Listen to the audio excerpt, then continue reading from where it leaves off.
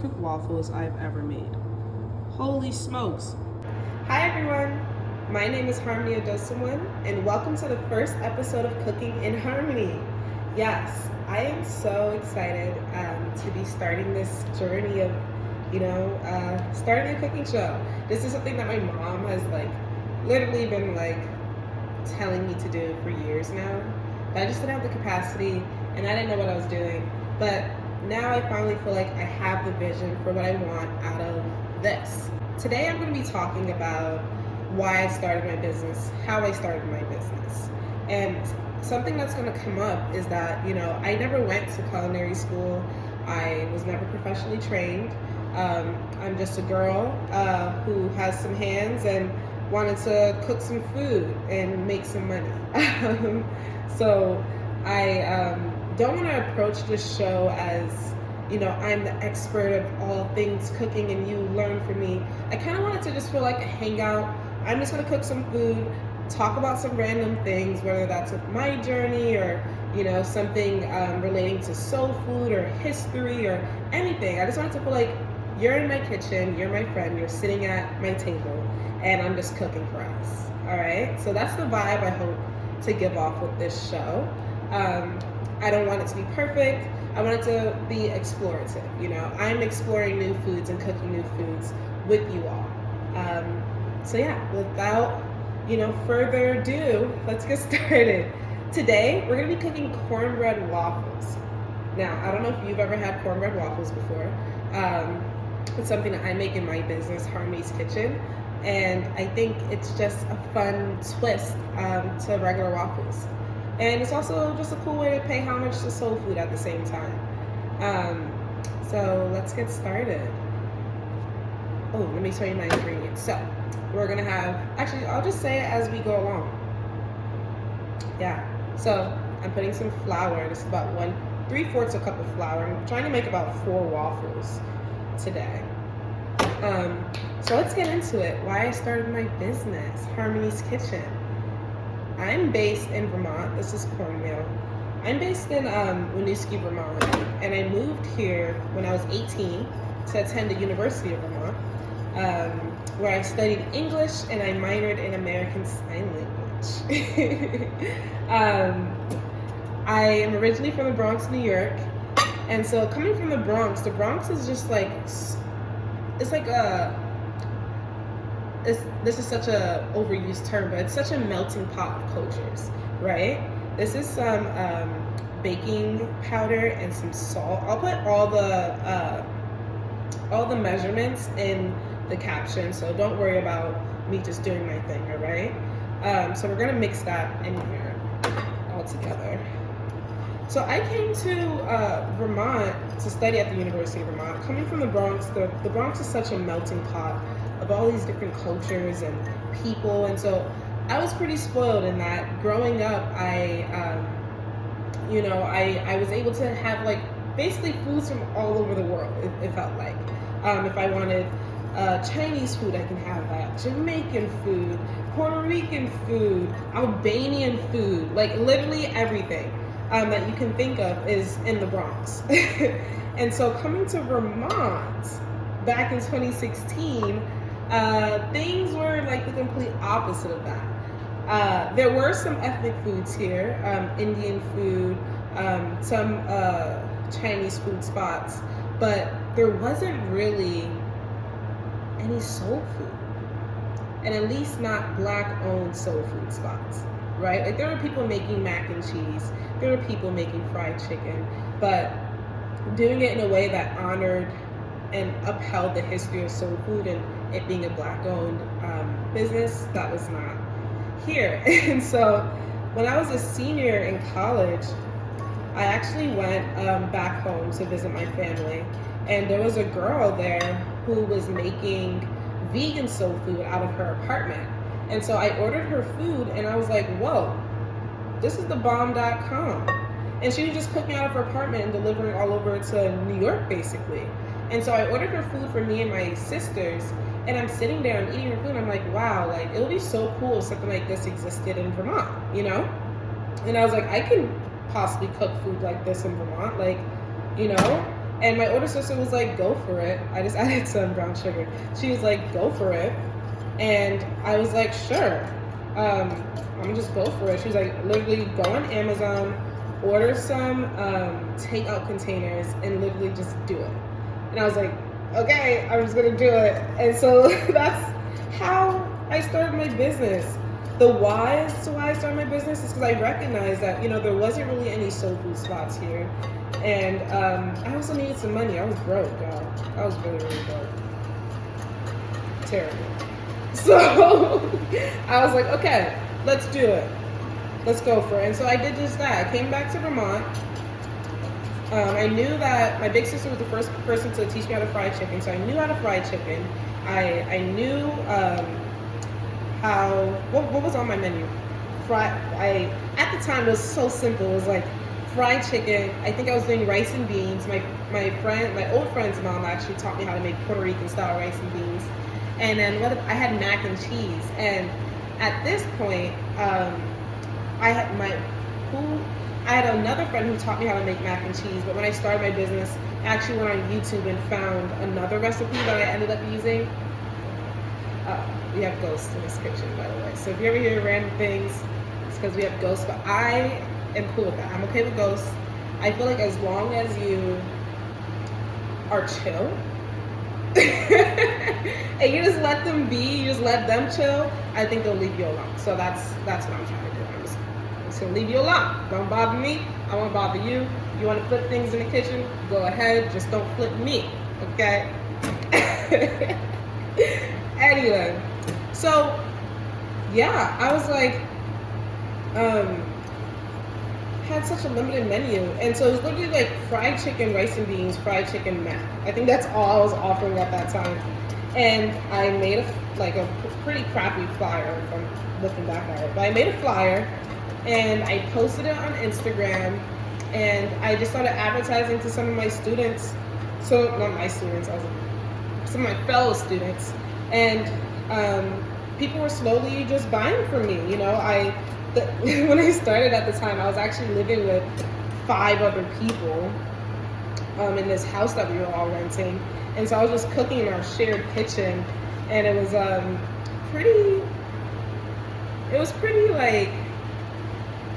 pretty cool, honestly. Like, I literally had people coming to, our house just like to pick up food. Like, it's like a pretty unique experience being able to go into someone's house and home and buy a home cooked meal. And so eventually I moved out of there, and I started going to I moved out of there. I moved into I was then renting a room where just one other person, and then I moved again to a 1-bedroom, and that's when I was really cranking. I literally had lines of people outside of my apartment. I had my neighbors coming to me, and they're like, "What is going on? Like, why are there people lined outside of your house?" And it was because I was making some good food, y'all. So what I'm doing now is I'm just creating a divot in the middle, and we're gonna add our wet ingredients. But before we do that, I want to show y'all something pretty darn cool. So in this recipe, we're going to be using see something here. We're gonna be using buttermilk, and so I wanted to show y'all a cool, quick way that y'all could make buttermilk if you don't want to pay for it at the store, because buttermilk can be kind of expensive. So here's how you make some buttermilk. All right, so buttermilk, super easy, super simple. We're gonna grab 1 cup of milk, like so.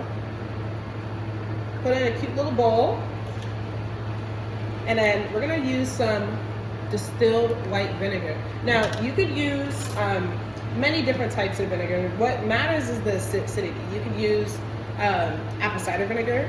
I've heard you can use a champagne vinegar. I've never heard of that before, but it sounds cool. Also, not vinegar, but you could also use lemon juice as well. So what we're gonna do is we're gonna add about 1 tablespoon of white vinegar. Oh yeah. Drop it inside there. Done. You think I'm joking? That's it. That's literally it. You're gonna let it sit for 5 to 10 minutes or longer. You're gonna see it start to do some cool things. Actually, let me show you this one so you can see what I'm talking about. You see that? So this is what it's gonna be doing. That's how you know it's really doing its thing. So you're just gonna mix that up and then boom, you got buttermilk. See that? You're just gonna mix this up once it's set. Like so. And then boom, you have buttermilk. Nice, simple, easy buttermilk. And it saves you a ton of money. Now what I'm gonna do is I'm just gonna add all my wet ingredients. Everything will be listed in the caption below, so just pay mind to that. Bomb. So, where was I with my story? Yeah, oh, about the origins, yeah. And so, from there, you know, I was just cranking, doing takeout, and then out of nowhere, I just started getting requests to do catering events. And I was just like, really like, I felt a little imposter syndrome because I was literally cooking out of my apartment. And so I actually got my home catering license, yeah? And so I was cooking out of my apartment and I was just feeling like a little like imposter syndrome vibes because I had brown sugar. I don't know where it went. I put it in here already. Because I was like getting requests from people like Ben and Jerry's. So, you know, we have a Ben and Jerry's corporate office here in Vermont. I was getting requests from people like Ben and Jerry's, and it's like, you know, I'm cooking out my apartment. Y'all like, so I was just like, okay, this is pretty cool, but at the same time, I feel pretty like, you know, like, you know how imposter syndrome is. But as time went on, you can see clearly I'm not cooking out of my apartment anymore, which is freaking, still shocks me to this day.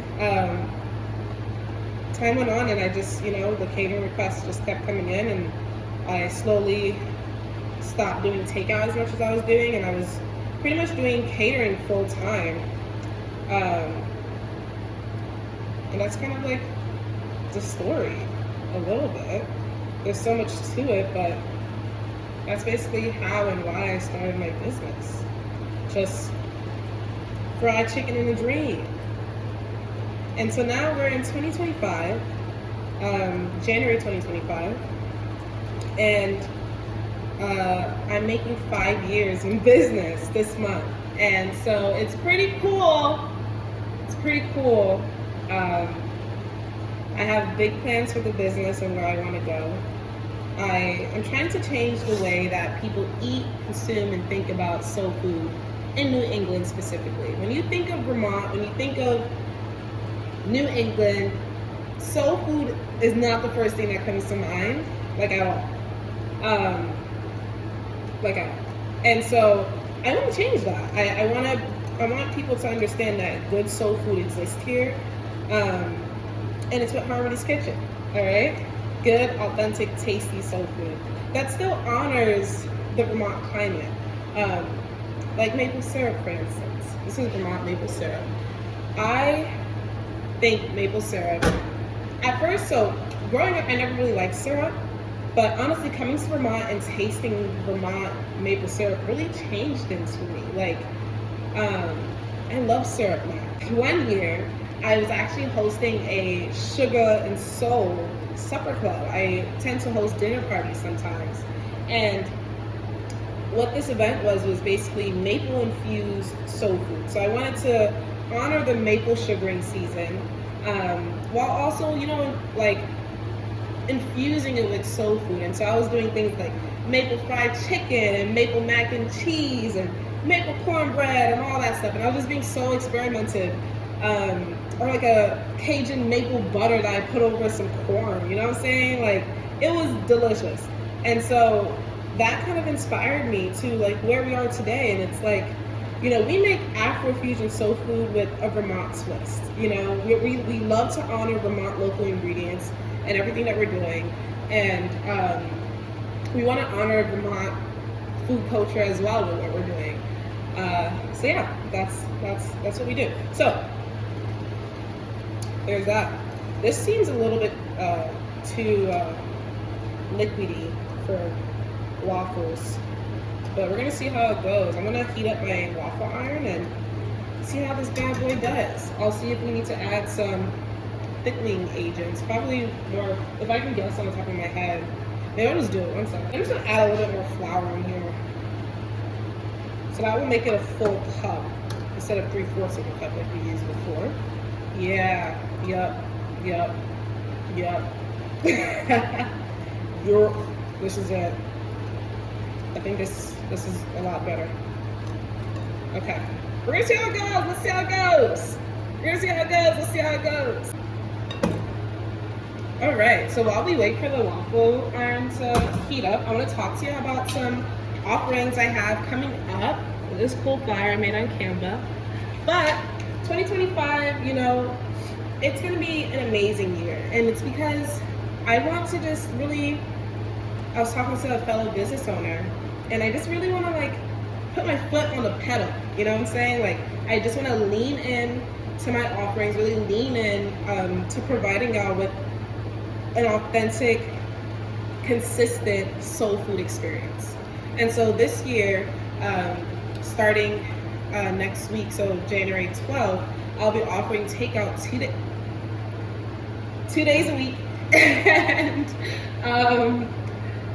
I will be doing my, usual soul food Sundays, my dinner service from 4 to 7. And then I will also be doing, on Wednesdays, which this is new, I'm going to be offering a soul food lunch service. So on Wednesdays, you'll be able to come and order some soul food for lunch, It's different. I haven't really, when I first got started, actually, I was doing soul food on a twice a week basis. But now I'm ready to be back. I just finished graduating from my Goldman Sachs Black in Business program. It was a 10-week intensive program, so that took up a lot of my time, so I couldn't do my regular soul food Sundays like I was doing before. But now I have a lot more free time. I've since graduated from that program, and yeah, I'm ready to just, like I said, put my foot on the pedal. My waffle iron is all heated up. We're gonna spray some hand spray on this bad boy. Boom, top and bottom. And now we're gonna grab about, this thing's heated up. We're gonna grab about 3/4 of a cup. We're gonna see how it does, I make cornbread waffles for the business, but I use a slightly different recipe.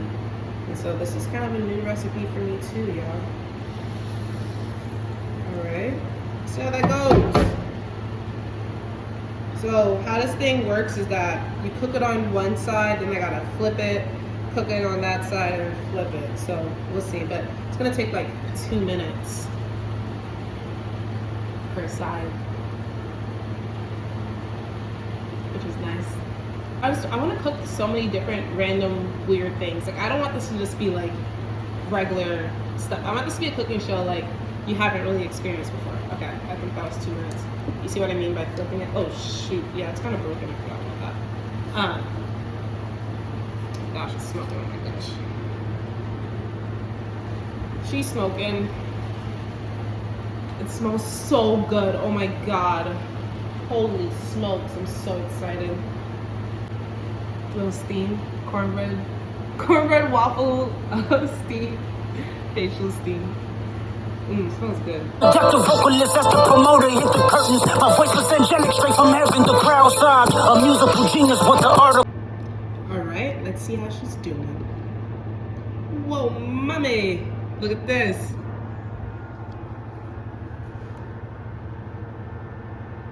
Isn't that golden? I think this is probably one of the most perfect waffles I've ever made. Holy smokes. That thing is beautiful. It's great. It's gorgeous. All right, y'all. So this is the finished product. We did it. I'm trying to like hold it, so thumbnail.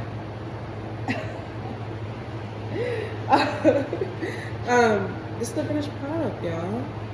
I'm so excited. I feel like these are some pretty good looking waffles, aren't they?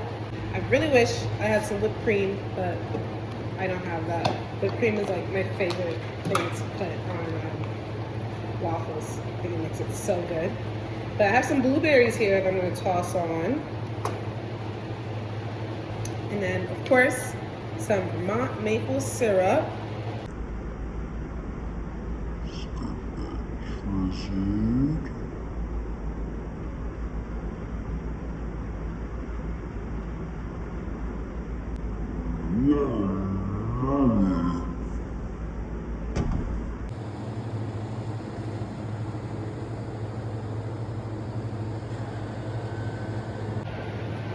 All right, let's do a taste test, yeah? And then I'll leave y'all alone. Let's cut in here. I don't want no more syrup, but it's gonna just do like that. So that's the inside of that. I need some more syrup though, and a blueberry.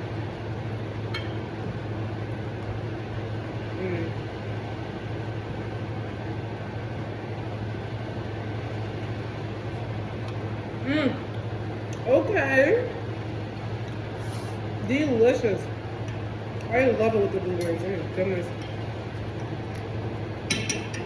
Oh my gosh, I could probably put blueberries in this. Like the batter. Would it be the whole blueberries or would I cut it? Honestly, I would love a whole blueberry biting into one of those.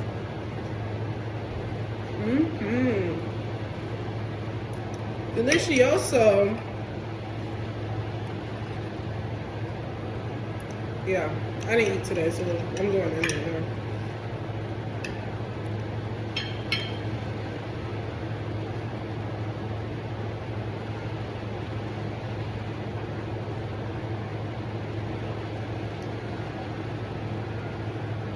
You can actually make down these waffles and you can freeze them. Yeah, literally put these, how would I suggest you store it? Because you wouldn't want them stuck together. So I would suggest putting like a parchment paper in between waffles and just putting them in a Ziploc bag. And then you have your very own Eggo. Yeah, Eggo waffles. Lego my Eggo, but make it soul food in Harmony's kitchen style. So that's what I'm actually going to do with my leftover waffles so I can eat it later in the week if I please. Or this can last in the fridge probably for like up to 3 days. Thank you so much for joining me in my first episode of Cooking in Harmony. And thanks for coming into my kitchen and, you know, listening to me and having a cool time as we make some waffles. Let me know in the comment section below, what do you think I should cook next? I'm willing to try anything. It doesn't have to be soul food related. Yeah, let's get creative. Be sure to like and subscribe and share this video with your friends and family. If you know someone that, you know, enjoys cooking shows, or if you know someone that typically just likes to just watch people do random things on the internet while they're doom scroll on their phone, I'm hoping, you know, let's bring those people in and share this video with them and let them spend some time with me, all right? So thank you for spending time with me, and until next time. Yeah,